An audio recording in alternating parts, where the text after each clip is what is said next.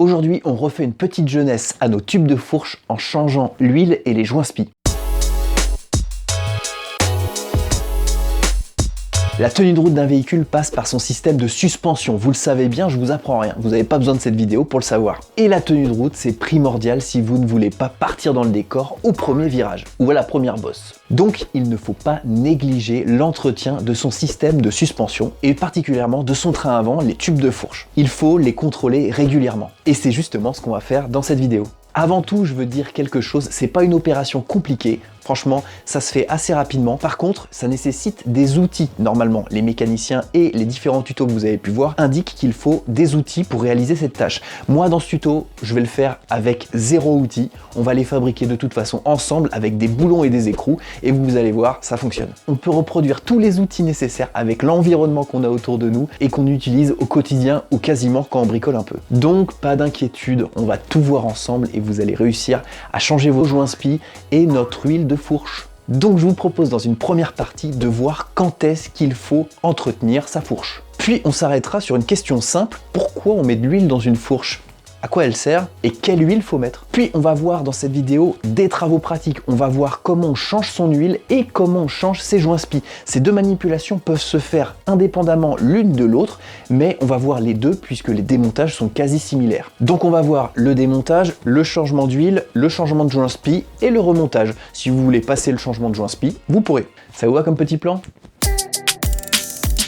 Pour savoir s'il faut entretenir sa fourche ou ses tubes de fourche, il faut effectuer des contrôles qui passent par une inspection visuelle en plusieurs points. Cette inspection visuelle, ça se fait à peu près tous les 6000 km, donc assez souvent, mais bon, vous allez voir, c'est assez rapide. La première chose à faire, c'est de regarder si la suspension rentre bien dans les fourreaux de suspension, si les tubes de fourche rentrent bien dans les fourreaux. Pour ça, on actionne le frein avant, on pousse sur la fourche pour voir si les tubes rentrent bien, sans point dur et sans bruit suspect d'air par exemple qui proviendrait des joints spi. Si ça rentre bien, s'il n'y a pas de bruit, c'est ok, on passe au deuxième point. Le deuxième point à vérifier, c'est s'il y a des coulures sur le fourreau ou à proximité du tube de fourche. Si vous avez constaté de l'huile ou si avec l'action sur la fourche de l'huile est sortie de votre fourreau, ça veut dire qu'il y a un défaut d'étanchéité. Et ce défaut d'étanchéité, il est très important parce que l'huile qui s'échappe de votre fourche, elle va couler le long de votre fourreau et va peut-être aller jusqu'à votre système de freinage. Et l'huile avec le système de freinage, ça fait pas bon ménage, ça va vraiment pas bien marcher. Donc pour votre sécurité, il va falloir faire quelque chose. Si l'un ou l'autre des deux éléments est observé, ça veut dire qu'il y a une fuite au niveau de votre fourche et qu'il va falloir changer les joints spi puisque c'est eux qui assurent la fonction d'étanchéité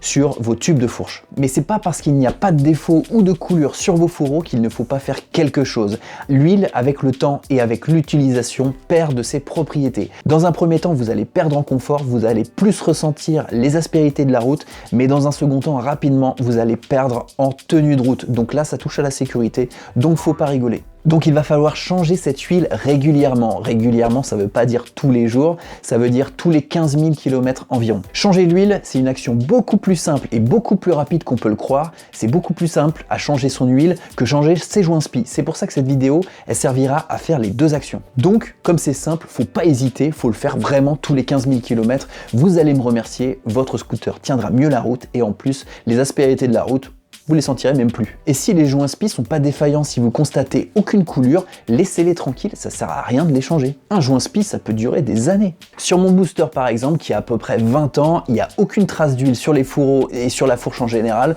donc je pense que les joints spi, ils sont nickel et ils ont jamais été changés. Donc comme je le disais, ça peut durer des années. Et s'il n'y a pas de fuite, on les laisse tranquilles. Par contre, je pense que l'huile n'a jamais non plus été changée, donc elle doit être dans un sale état et les propriétés, elles sont perdues. En effet, moi je sens beaucoup les aspérités de la route et je trouve que c'est limite. Et si je me rappelle bien, à 15 ans quand j'avais un booster, pas celui-là, c'était un Road à l'époque, dans mes souvenirs, il tenait vraiment pas la route et j'avais pas envie de me lancer dans une rénovation de fourche parce qu'à l'époque, il n'y avait pas de tuto comme on a maintenant sur YouTube, donc j'espère que celui-ci va vous rendre service et va pouvoir vous indiquer comment on change son huile et ses joints spi. De l'huile dans mes fourches. Mais pourquoi ? Dans la boîte de vitesse, dans la transmission finale, dans le moteur, etc. Ok, mais pourquoi dans la fourche? Vous vous posez cette question? Pourtant, c'est primordial. Votre amortisseur, pour bien fonctionner, a deux principales missions. La suspension et l'amortissement. La première fonction, la suspension, est assurée par un ressort. Celui-ci a des spires de plus en plus rapprochés pour permettre d'absorber différents types de sollicitations. Il encaisse les défauts, les irrégularités de la route et absorbe un quart de leur énergie. Par contre, les trois quarts de cette énergie sont restitués sous forme d'oscillation. Cette oscillation, elle est vraiment mauvaise pour la tenue de route. C'est pour ça qu'il va falloir amortir ces oscillations. Cette deuxième fonction va permettre une bonne tenue de route en littéralement collant au bitume. Et elle est assurée par l'huile qui est contenue dans les tubes de fourche. L'huile, en cas de mouvement de la fourche, passera d'une chambre à une autre à travers un clapet, des petits trous, et qui, en fonction de la viscosité de l'huile, permettra d'amortir plus ou moins les oscillations créées par les irrégularités de la route. Donc par le passage plus ou moins aisé de cette huile à travers les clapets, permettra de freiner les oscillations du fourreau et du tube l'un par rapport à l'autre. Et tout ça, ça vous fait un système d'amortissement qui vous fait coller littéralement à la route. On va pouvoir poser le genou dans les courbes. La viscosité de l'huile, la capacité ou non d'un fluide à s'écouler, va être une caractéristique déterminante dans la dureté ou dans la souplesse de votre amortisseur. Cette huile, quand vous l'achetez dans un magasin sous forme de bidon, elle est caractérisée par un chiffre juste après la mention SAE, qui est en fait la norme américaine de l'huile. Et ce chiffre détermine la viscosité de l'huile à un régime de température plutôt bas, parce que l'huile de fourche ne s'échauffe pas comme une huile de transmission par exemple. Et c'est ce que symbolise le petit W. Le constructeur garantit une telle viscosité, quel que soit un régime de température bas. Une huile par exemple SAE 5W va être moins visqueuse qu'une huile SAE 15W. Donc la fourche contenant du SAE 5W sera plus souple qu'une fourche contenant de l'huile SAE 15W. Généralement, les constructeurs préconisent une huile SAE 10W. C'est celle standard qui passe partout. Bon, on passe au cas pratique maintenant, on démonte tout ça, on regarde comment on fait. Comment on va démonter ça ? Bon, pour accéder à la fourche, il va falloir démonter tous les carénages, faut pas s'embêter. Donc je vais procéder dans un premier temps à l'enlèvement de tous les carénages.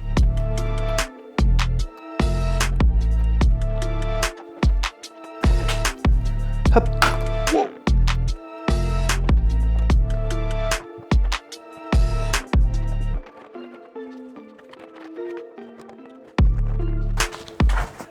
Bon, il est tout nu. On va s'attaquer maintenant au démontage et au changement de l'huile et des joints spi. Ça va se faire en plusieurs étapes. Plusieurs étapes qu'on pourra passer si on ne décide pas de changer les joints spi par exemple. Donc on va d'abord procéder au démontage des tubes de fourche, puis à la vidange.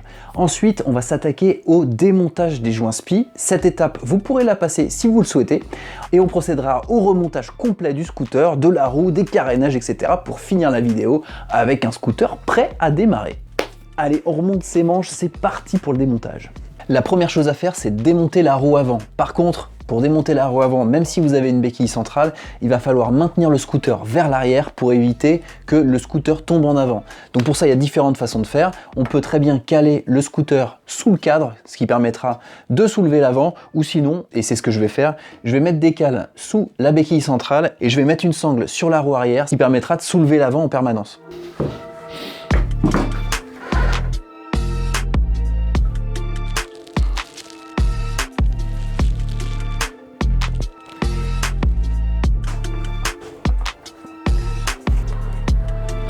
Voilà, j'ai maintenu la roue arrière avec la partie qui serre sur le pont, mais je vais assurer le coup avec une sangle.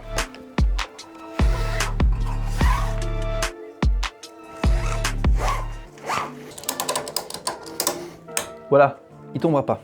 On procède au démontage de la roue avant en démontant l'écrou de l'axe. Avec une clé de 14, on dévisse.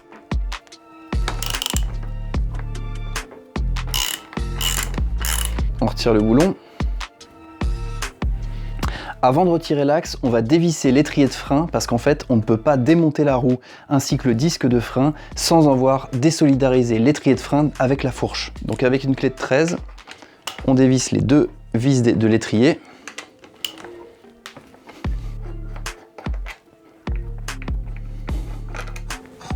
Avant de démonter l'axe, on enlève le câble d'entraînement du compteur de vitesse. Puis on pousse l'axe en retenant bien sûr à la main le pneu. On enlève l'axe.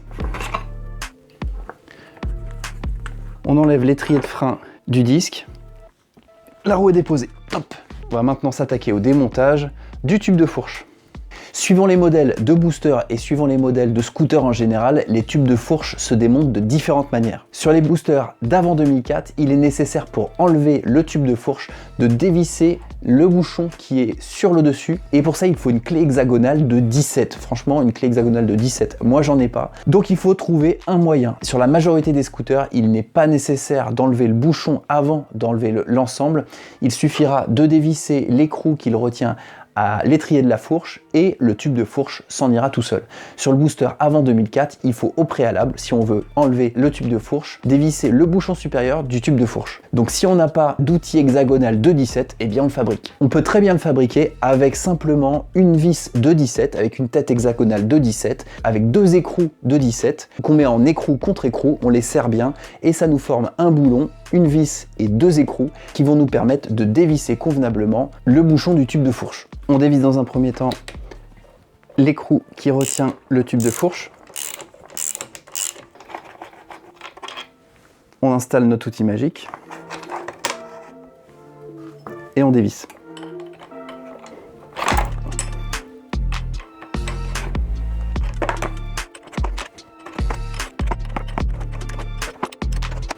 On finit à la main. Attention, le ressort exerce une pression. On récupère le bouchon avec son joint torique et on peut sortir le tube de fourche. Attention, il y a de l'huile dedans, on ne le renverse pas, on le tient droit.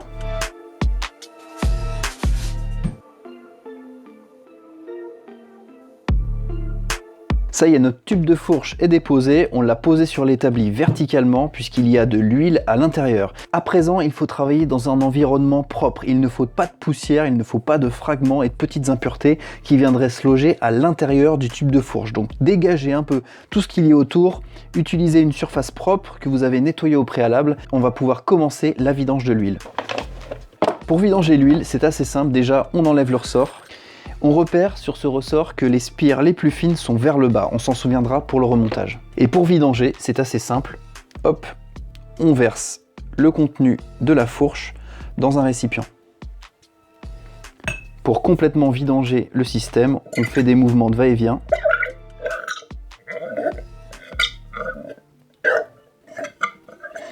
Voilà, on procède plusieurs fois de cette manière-là pour complètement vidanger le tube de fourche. On laisse s'égoutter le tube de fourche tranquillement comme ça pendant à peu près 10-20 minutes pour être sûr que la totalité de l'huile s'est écoulée. Une fois que la totalité de l'huile s'est écoulée, on peut à présent remettre droit le tube de fourche. Et si vous n'avez pas à changer vos joints spi, je vous donne rendez-vous au minutage que je vous indique en bas à droite de l'écran. Pour ceux qui veulent changer le joint spi, on reste ensemble, on va poursuivre le démontage. Pour accéder au joint spi, il va falloir maintenant démonter l'ensemble du tube de fourche. Pour cela, pour désolidariser le tube intérieur, il va falloir dévisser le boulon de tige qui est en dessous de votre fourreau. Ce boulon de tige est solidaire de la tige d'amortisseur qui est à l'intérieur du tube intérieur. Cette tige d'amortisseur possède une forme hexagonale qu'il faut maintenir en position afin de dévisser cette vis ici. Certains le font avec une clé à choc, mais bon, lorsque le scooter n'a jamais été démonté, sincèrement, c'est très compliqué. C'est assez simple de venir à bout de cet écrou en maintenant en position cela. Les constructeurs préconisent l'utilisation d'une clé en T. Moi, ce qu'on va faire ensemble, c'est qu'on va pas utiliser une clé en T, on va utiliser ce qu'on a à la maison. La forme hexagonale qu'on a au fond du tube correspond à une clé Allen de 10. Si vous avez un embout de 10, vous pouvez l'utiliser, c'est assez simple. Si vous disposez d'un tel embout, vous utilisez votre tournevis porte-outil, vous insérez votre tournevis porte-outil avec votre embout de clé Allen de 10 dans le fourreau et vous maintenez en position comme ça la tige d'amortisseur. Ensuite, vous prenez votre clé Allen de 8 et vous dévissez la vis. Si vous n'avez pas un tel outil, vous pouvez le bricoler, c'est-à-dire que vous prenez une douille de 10, voilà, que vous disposez sur votre embout porte-outil et vous faites la même manipulation que tout à l'heure, à savoir vous prenez une vis de 6 et vous disposez un écrou contre écrou sur cette vis que vous disposez dans votre porte-outil. Pour éviter qu'il ne tombe, vous mettez un petit scotch. Bon, c'est du bricolage, hein. Le mieux c'est d'avoir quand même l'embout adapté, l'embout de 10.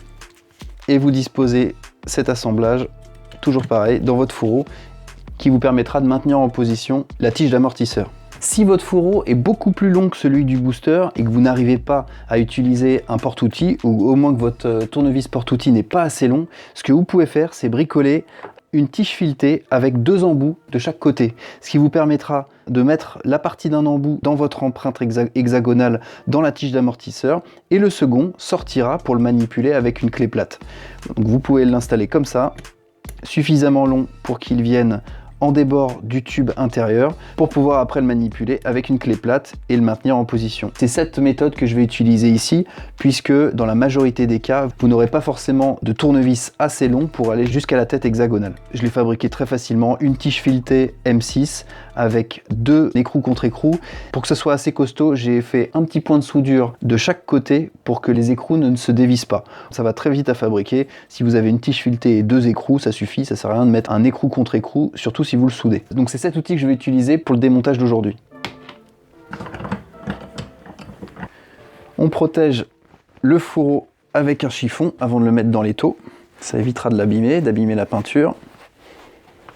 Essayez de toute façon d'utiliser des morts qui ne vont pas rayer la peinture, des morts doux. Voilà, vous serrez bien. Vous enfilez votre tige filetée à l'intérieur. Voilà, vous l'enquillez dans la tige hexagonale. Vous prenez une clé de 10, vous maintenez en position de ce côté-là.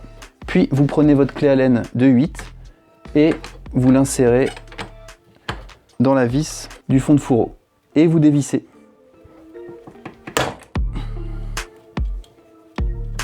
Donc c'est bien serré. Hein.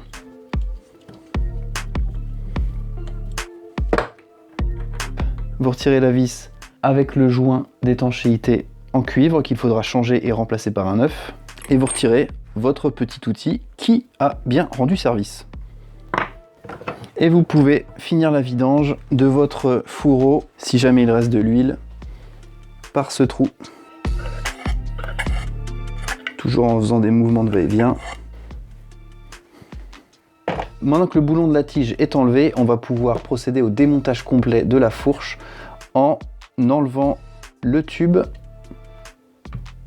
et en le démontant complètement. Alors qu'est-ce qu'il y a dans le tube? Il y a la fameuse tige d'amortisseur qu'on voit ici, avec ses différents trous qui laissent passer l'huile d'une chambre à l'autre. La tête hexagonale qu'on voyait au fond qui nous a permis de dévisser le boulon de tige. Hop. Au fond du tube, on a cette pièce conique et à l'intérieur, on a un petit ressort. Et c'est tout. On va pouvoir procéder au nettoyage de l'ensemble. Le nettoyage et le dégraissage complet va se faire au nettoyant frein.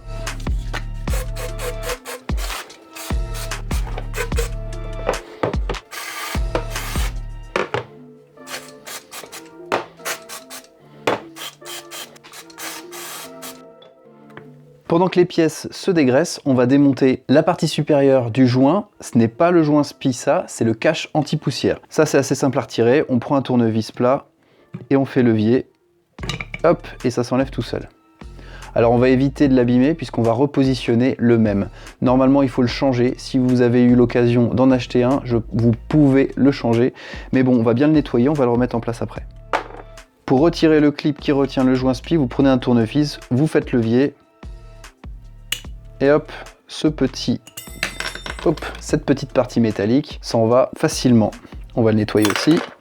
Et on voit le joint spi ici qu'il faut changer. Alors pour enlever le joint spi, je vous conseille de disposer un petit chiffon sur le coin de votre fourreau, de poser votre tournevis plat et de faire levier en veillant à ne pas abîmer la surface intérieure de votre fourreau. Voilà. Hop, ça y est, le joint spi est enlevé. On n'a pas abîmé la surface intérieure, c'est nickel. Toi aussi, tu vas passer au petit nettoyage. On procède à un nettoyage minutieux de l'ensemble.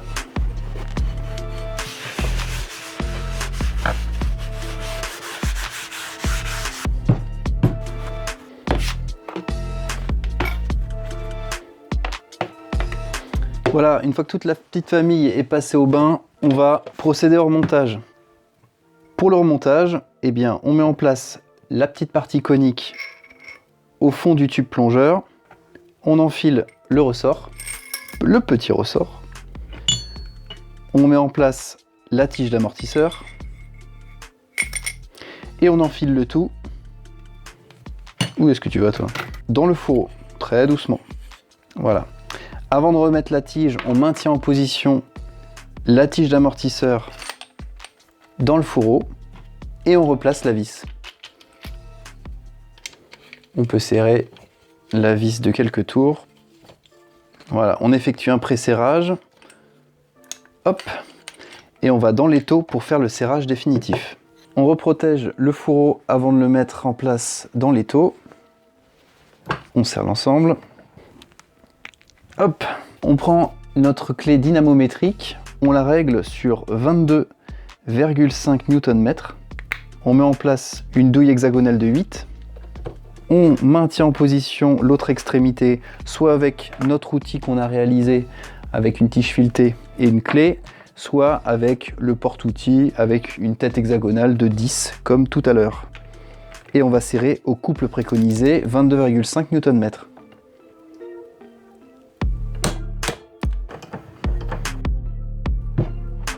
À présent, on va mettre en place le joint spi. Alors pour mettre en place le joint spi, donc déjà il faut avoir des joints spi. Les joints spi sont caractérisés par 3 valeurs.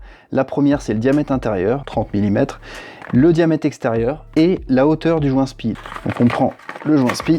Il faut positionner le joint spi avec la partie où il y a des écrutures vers le haut. Au préalable, on va huiler le joint spi comme à chaque fois qu'on dispose un joint spi avec de la graisse universelle au lithium.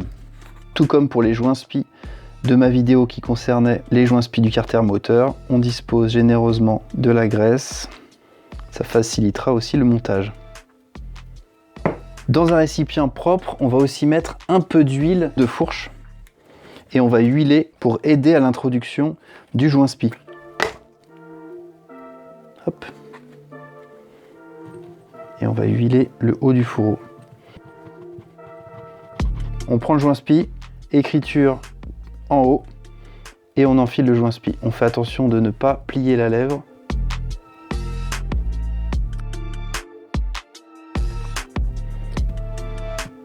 Voilà, il doit tout juste rentrer. Et pour finaliser la poussée du joint spi dans son emplacement, on va utiliser une technique maison.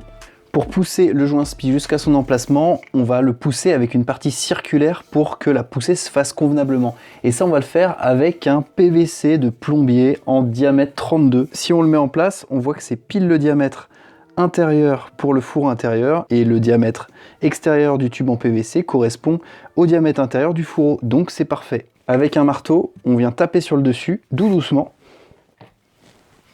Et on va mettre en place le joint spi de cette manière.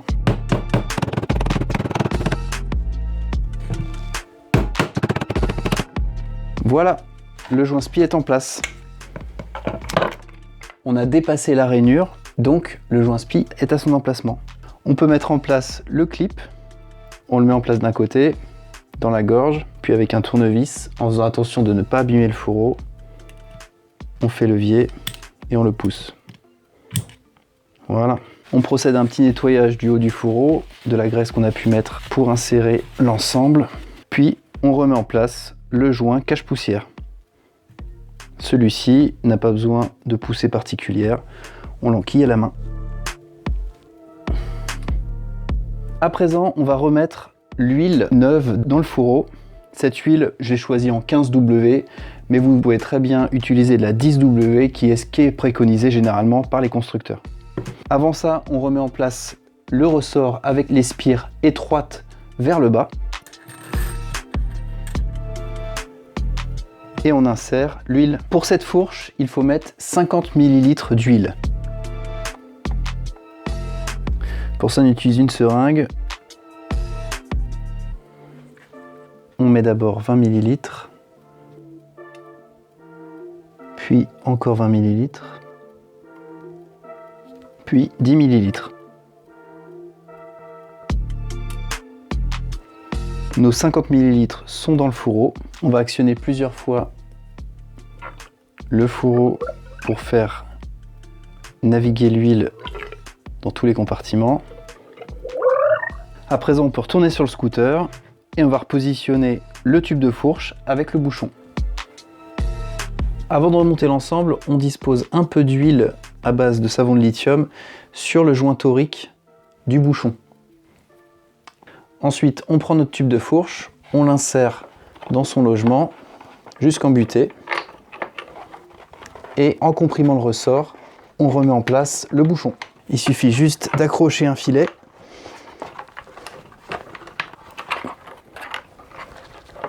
Ça y est, un filet est accroché, maintenant on peut y aller tranquillement.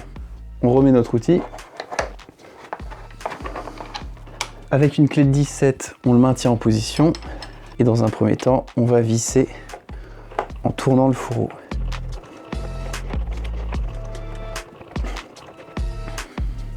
Puis on procède au serrage définitif. Voilà. On enlève l'outil. Et voilà, la fourche est remise en place. On resserre le boulon. On effectue un pré-serrage avec une clé de 14. Puis, avec une clé dynamométrique, on applique un couple de serrage de 23 Nm. 23 Nm dans les deux vis. À présent, avant de remonter la roue, on refait la même chose pour la seconde fourche. Bon, je vais pas vous filmer une seconde fois la même chose, on se retrouve juste après pour le remontage de la roue et la fin de la vidéo. Ça y est, je viens de terminer le second tube de fourche. Ça y est, l'huile est bien disposée, tout comme dans le premier. À présent, on va remonter l'ensemble. On va donc reprendre notre roue, la disposer au droit des fourches, préparer notre axe dans une main. Donc, on remonte la roue, on enquille l'étrier de frein sur le disque. On fait correspondre les deux axes de la roue avec ceux de la fourche. On prend l'axe, on pousse l'axe.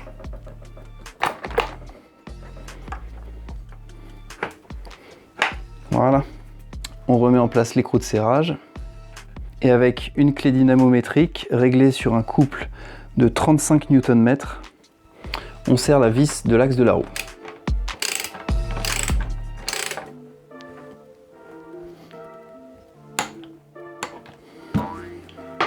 On repositionne l'étrier de frein. On met en place les deux vis de l'étrier de frein. Et on serre à un couple de serrage de 23 Nm.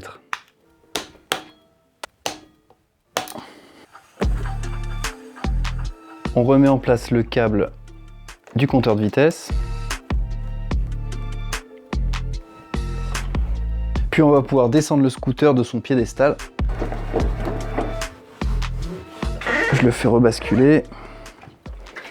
Et j'enlève l'une après l'autre les cales.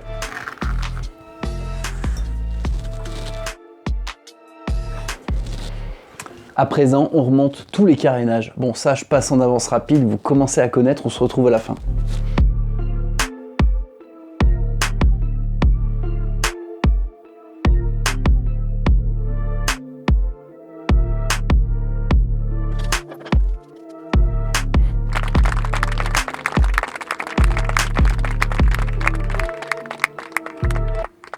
Ça y est, notre fourche est comme neuve, on va pouvoir rouler en toute sécurité et c'est reparti pour 10 000 km. J'espère grâce à cette vidéo que vous en savez plus sur le changement des joints spi, le changement de l'huile, des tubes de fourche et que pour vous, il n'y a plus de secret sur cette manipulation qui est assez simple finalement, hein. Faut juste prendre son temps et élaborer soi-même ses outils si on voit qu'on n'a pas ça en magasin. Vous commencez à être des bricolos quand même plutôt aguerris, je suis sûr que vous avez tout compris. Si vous avez aimé la vidéo, un petit pouce bleu comme d'habitude, moi ça me fait plaisir, ça me permet aussi d'être mieux référencé sur YouTube, sur Google ou toute plateforme qui permet de notifier mes vidéos si vous recherchez quelque chose sur un moteur de recherche. Et si vous n'êtes pas abonné, si vous voulez vous abonner parce que vous aimez la mécanique et vous trouvez un intérêt à regarder mes vidéos que j'essaie de publier chaque semaine, eh bien n'hésitez pas, un petit clic en bas à droite avec une action sur la cloche et comme ça vous serez averti quand je poste une nouvelle vidéo. Si vous avez des achats à faire, vous savez que mon partenaire est Scootfast, c'est lui notamment qui me fournit l'intégralité des pièces que je peux tester ou que je peux utiliser